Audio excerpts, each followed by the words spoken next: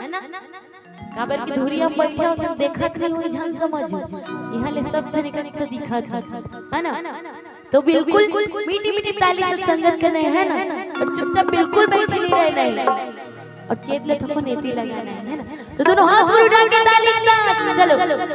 उठान दाई आगू बैठे तो मना काबर की आगू वाले में तो दिखत नहीं हूं पीछे वाले में दिखत है।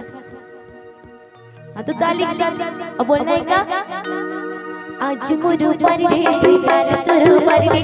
आज मुरु परडे सिंगार तुरु परडे चार दिन की जगाने है ओ चार दिन की जगाने छछुटा गवाना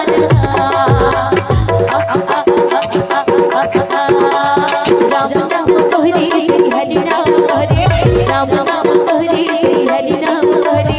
आज मुरु परडे सिंगार तुरु परडे आज मुरु परडे सिंगार तुरु परडे।